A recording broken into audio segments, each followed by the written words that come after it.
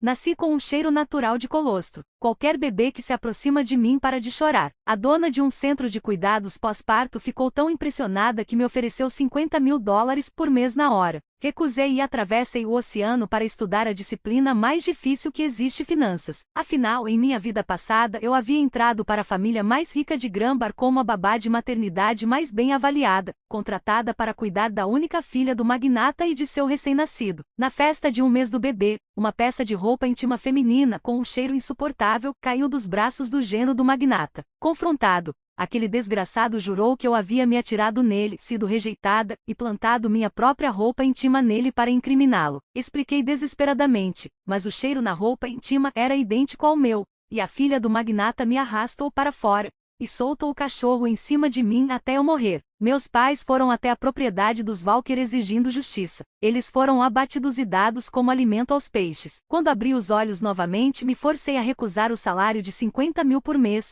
atravessei o oceano e me esforcei para me tornar analista-chefe de valores mobiliários. Consegui um emprego na Oceanic. Internacionalmente, recebi um pacote milionário, e fui convidado para a festa de um mês do neto de um sócio, uma oportunidade para avaliar a família pessoalmente. No banquete, uma peça de roupa íntima caiu dos braços do mesmo genro novamente. Diante do interrogatório do magnata, Samuel Wise não hesitou. Seu olhar percorreu a multidão, me encontrou e ele apontou. Ela se arrastou para minha cama e tentou me seduzir. Quando recusei, ela enfiou a própria roupa íntima em mim para me armar uma cilada. Juro por Deus, nunca fiz nada para trair F. A renda estava manchada. O tamanho generoso dos seios claramente não combinava com a estrutura delicada de F. Walker. Ela me encarava como se quisesse me despedaçar com as próprias mãos. Coloquei minha taça de vinho na mesa sem pressa, sem pânico desta vez, não como na vida passada. Olhei diretamente para Samuel Wise e falei: Samuel Wise, você pode comer o lixo que quiser. Cuidado com o que sai da sua boca. Saí de Ardon para estudar no exterior quando tinha 18 anos. Só voltei hoje. Por outro lado, você nunca saiu deste país na sua vida. Hoje é a primeira vez que nos encontramos. Como exatamente eu teria colocado uma calcinha no seu paletó? Parece mais que você traiu sua esposa e não se fartou.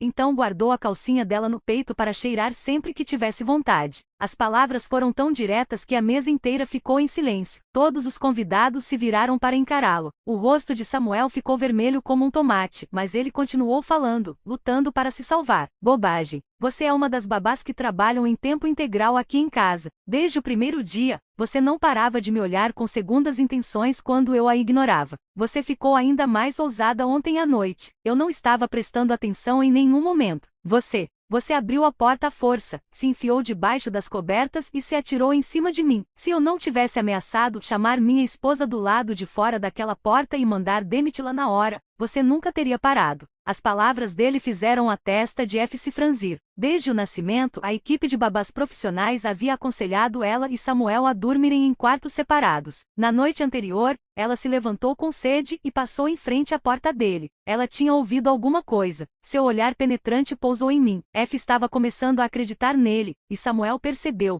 Então fez um teatro e continuou me difamando. Eu vi que você era uma mulher que ganhava a vida como babá. Não é um trabalho fácil. Então, eu te fiz um favor e fiquei quieta. Mas nunca imaginei que você pudesse ser tão cruel. Você não conseguiu me seduzir, então agora me incrimina. Que mulher venenosa. F. Sr. Walker, não há como nossa filha ficar nas mãos de uma mulher como essa. Ela precisa ser demitida imediatamente. As palavras dele atingiram F em seu ponto mais frágil. Aquela recém-nascida era a coisa mais preciosa do mundo para F. Ela se virou imediatamente para o pai. Pai, uma babá tão cruel. Quem sabe o que ela já está fazendo feito com o bebê. Tragam Brutus. Deixem que ele arranque a verdade dela. Eric assentiu. Um segundo depois, uma enorme gaiola de ferro foi levada para o centro do salão de Beckwiths. O pano preto foi puxado. Lá dentro, uma besta da altura de um homem adulto fixou os olhos em mim, e soltou um rosnado baixo e ansioso. Os guarda-costas destrancaram a gaiola e se aproximaram para me empurrar para dentro. A lembrança de ser despedaçada por aquela mesma besta passou diante dos meus olhos, e eu falei imediatamente: essa calcinha cheira a leite materno. Eu nem estou amamentando. Não é minha. O rosto de Samuel escureceu na hora. Ele se lançou em pânico em direção à calcinha, claramente prestes a jogá-la na piscina próxima. Mas F foi mais rápida. Ela a arrancou de suas mãos e pediu para alguém inspecioná-la. Um olhar para as manchas e seu rosto ficou lívido. Seus olhos caíram sobre meu peito plano. Ela deu um tapa na cara de Samuel.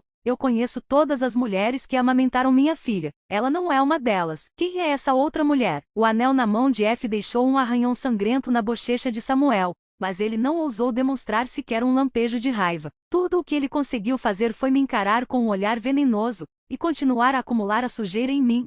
Quem disse que uma mulher precisa estar amamentando para cheirar assim? Algumas mulheres simplesmente nascem com isso. Leite no corpo, tenham tido um bebê ou não. O cheiro doce e estranho que emana da pele delas, não importa o quão chorona a criança esteja. No segundo em que chega perto de uma mulher como ela para de chorar, não consegue evitar se agarrar a ela. Ela mal tem 20 e poucos anos, e entrou aqui ganhando 50 mil por mês como babá de maternidade. Talvez seja exatamente essa a vantagem que ela tem. Aquela calcinha é dela. Samuel explicou tudo de forma tão convincente que F exigiu que eu me despisse na hora para a inspeção. Recusei-me categoricamente e peguei meu celular para ligar para a polícia. Samuel arrancou o celular da minha mão e o jogou no chão. Você diz que não é você? Então deixe alguém verificar. Simples. Por que toda essa resistência? Porque você sabe que é culpada. Eu não ia recuar. Não fiz isso. Ponto final. Você quer que eu tire a roupa por causa de uma acusação sem fundamento? Ótimo. Então eu digo que você não consegue ter uma ereção. Por que você não abaixa as calças e prova para todo mundo aqui? Isso calou Samuel. F estava franzindo a testa dela, me disse que Samuel nunca acusaria alguém sem motivo. Se você diz que a roupa íntima não é sua, dê um jeito de provar ou entre e converse com brutos. Descobri que encarar aquelas presas é uma forma de fazer os mentirosos serem honestos. F estava me encurralando.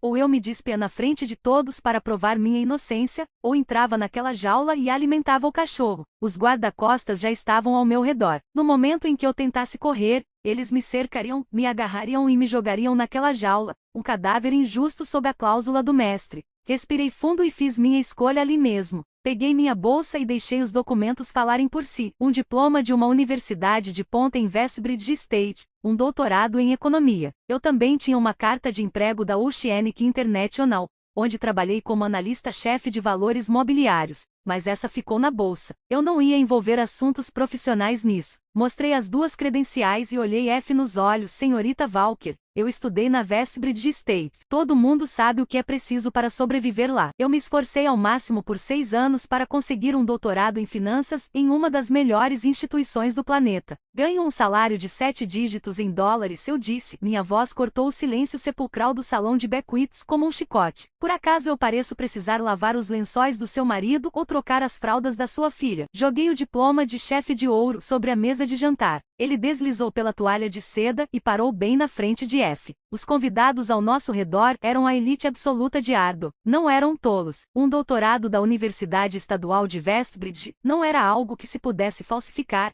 e a pura brutalidade acadêmica necessária para obtê-lo significava que eu não havia passado os últimos 6 anos a quilômetros de distância de uma mamadeira. A fadinha contadora deu uma boa olhada. Senhorita Walker, continuei, com a voz gélida. Retornei a este país exatamente 36 horas atrás. Meu passaporte está na minha bolsa com os carimbos da alfândega para comprovar. Então me diga, como uma mulher que esteve em outro continente por 6 anos conseguiu se tornar babá na sua casa, entrar sorrateiramente na cama do seu marido ontem à noite e esconder a calcinha no paletó dele hoje? F encarou o diploma. O sangue sumiu do seu rosto, deixando-a pálida como um fantasma. Ninguém se mexeu. Todo o salão de Beckwiths ficou naquele silêncio peculiar que acontece quando uma sala cheia de pessoas inteligentes, todas chegam à mesma conclusão ao mesmo tempo, e ninguém quer ser o primeiro a dizê-la em voz alta. F olhou para o diploma, depois para Samuel, e depois de volta para o diploma. A boca de Samuel abriu, fechou, abriu novamente. Nada saiu. Essa foi uma resposta e tanto. O pai de F, Eric Walker, permaneceu imóvel na cabeceira da mesa. Era um homem que construiu seu império lendo salas, lendo pessoas, lendo o exato momento em que uma situação mudava.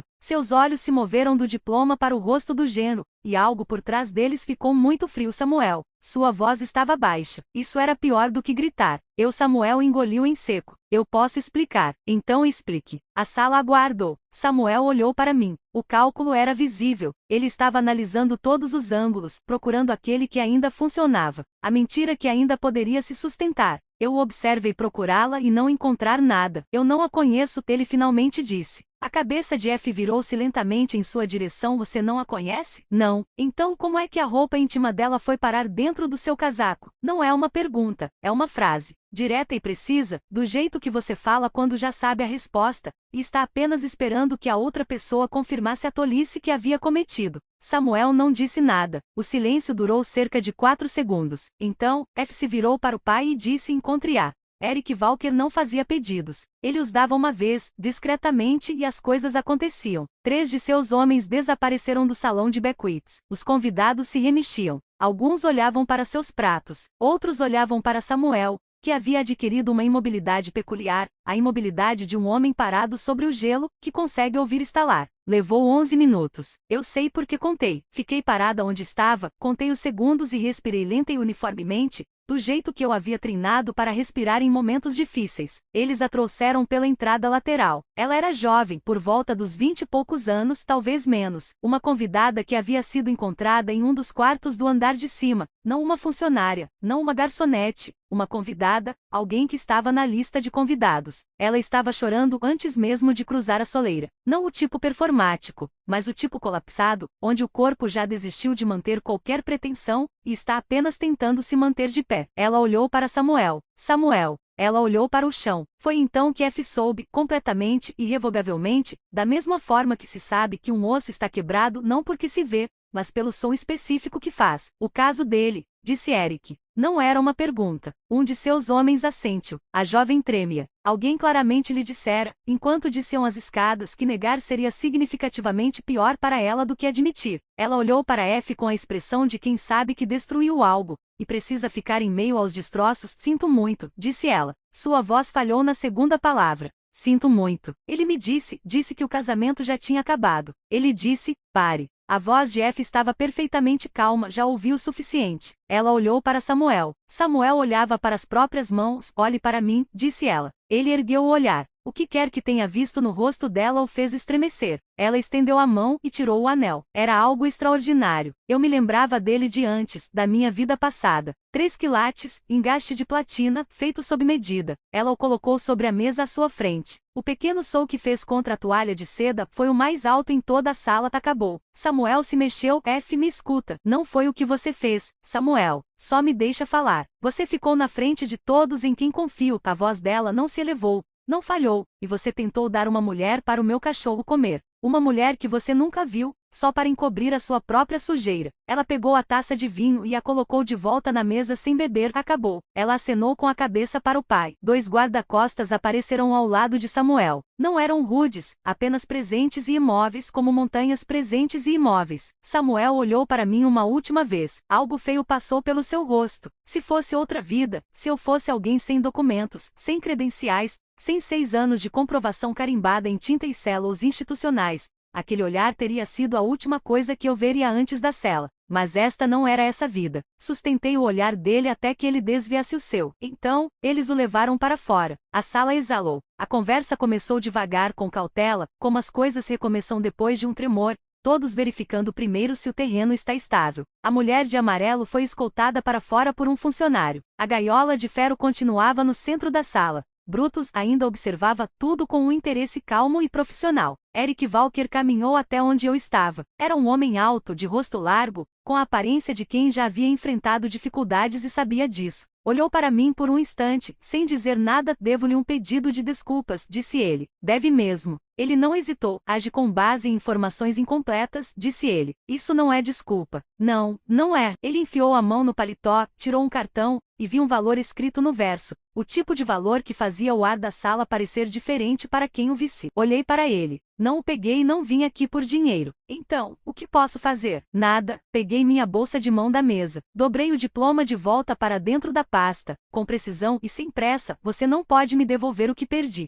E eu não preciso do que você tem. Olhei para ele mais uma vez. Certifique-se de que sua filha esteja bem. Essa é a única coisa que restava fazer ali. Ele ficou parado segurando o cartão. Saí. A cidade estava fria do lado de fora da propriedade dos Walker. Aquele frio cortante e específico que vem do mar depois do anoitecer. trazendo consigo sal e distância. Fiquei parado nos degraus por um momento e apenas respirei fundo. 6 anos atrás, eu havia deixado este país, em um avião com uma mala e uma raiva tão profunda que eu podia senti-la nos meus dentes do fundo. Aterrissei em Westbridge no inverno, em uma cidade que não me conhecia e não se importava, e fiquei sentado em uma biblioteca por 6 anos, e me tornei inegável. Eu havia voltado para isso, exatamente para isso. Não para o pedido de desculpas, não para o dinheiro, apenas para a verdade erguida em uma sala e ninguém capaz de derrubá-la. Chamei um carro e fui para casa. 6 meses depois, os escritórios da Oceanic International ficavam no 43º andar. Minha mesa ficava voltada para o leste, o que significava que em manhãs claras, a luz entrava plana e dourada sobre os dados de negociação, e fazia tudo parecer, por um breve momento,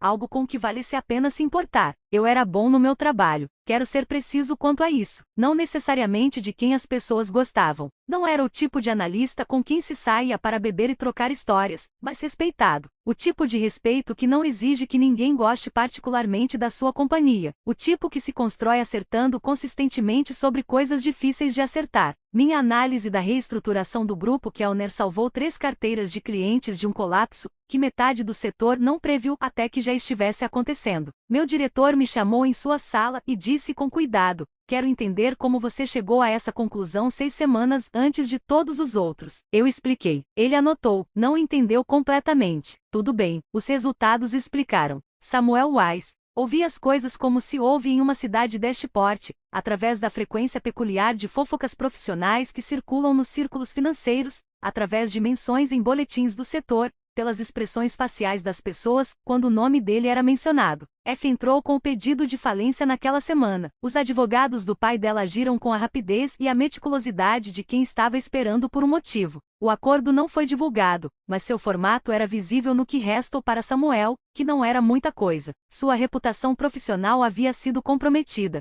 Demorou mais para desmoronar, mas desmoronou. A história do que aconteceu no banquete de Walker circulou, como histórias costumam fazer, com a velocidade peculiar de relatos que são ao mesmo tempo escandalosos e verificáveis. Ele tentou mudar de rumo, empresa diferente, cidade diferente, uma recalibração, mas o setor não é grande, e não se esquece disso. E mais de uma porta se fechou antes que ele pudesse colocar a mão na maçaneta. Eu não procurei por essa informação. Ela chegou sozinha, não sentiu o que esperava sentir. Olá! Nenhuma satisfação exatamente, ou não daquele tipo intenso. Algo mais tranquilo. O reconhecimento pragmático e objetivo de que as ações têm peso, que elas têm consequências, que o mundo, quando seus mecanismos funcionam corretamente, mantém uma espécie de registro. Na minha vida passada eu não tinha voz, nenhuma prova, nenhuma credencial, nada entre mim e a história que ele contou sobre mim, exceto a minha própria palavra. E a minha palavra não valia nada contra a dele desta vez. Eu tinha 6 anos de verdade documentada.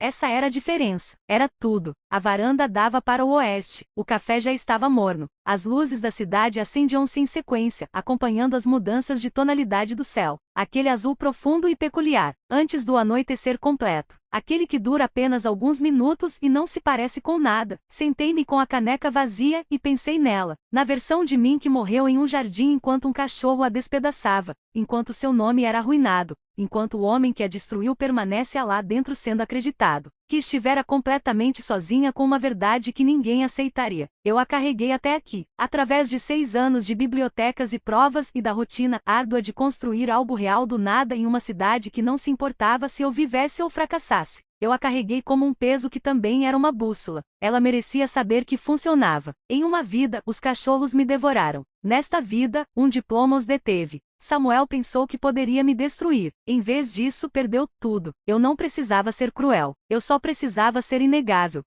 Fim. Meus amores, se vocês gostaram da história, deixa seu like e inscreva-se no canal para acompanhar as novas histórias todos os dias. E essa foi a história de hoje. Mais uma nova história foi guardada na estante. Até nosso próximo encontro na próxima história.